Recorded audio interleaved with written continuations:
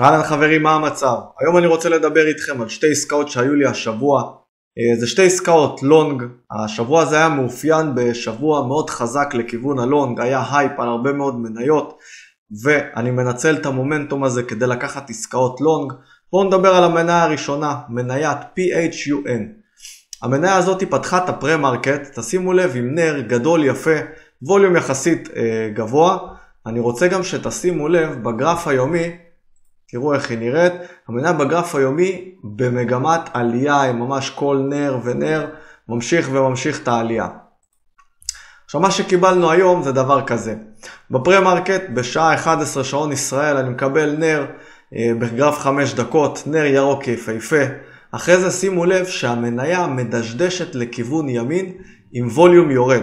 בעצם אומר שהמוכרים לא רוצים למכור כל כך סחורה, ומספיק שיכנסו מעט קונים ויצליחו להרים את המניה למעלה. זה בדיוק מה שקרה. נכנסו הקונים והמניה עלתה חזק למעלה. הוצאתי 50% בהתחלה ו-50% ביציאה השנייה. סך הכל עסקה נחמדה ויפה מאוד. עסקה נוספת זה SYTA.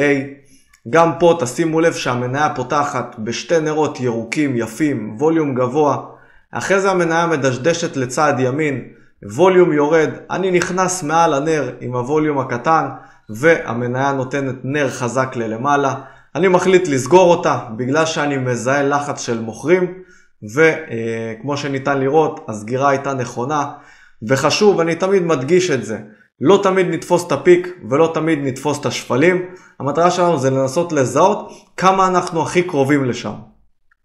במקרה הזה זה עבד ב-PHUN. זה גם עבד. תשימו לב שברגע שיצאתי המניה המשיכה לדשדש עוד הרבה זמן, ובפועל יצא שהיציאה הייתה נכונה וטובה. זהו, זה מה שרציתי לדבר איתכם בסרטון הזה. סך הכל היו עסקאות מאוד יפות, מאוד נחמדות, ונתראה בסרטון הבא שיהיה מעניין לא פחות מזה. אחלה ערב לכולם.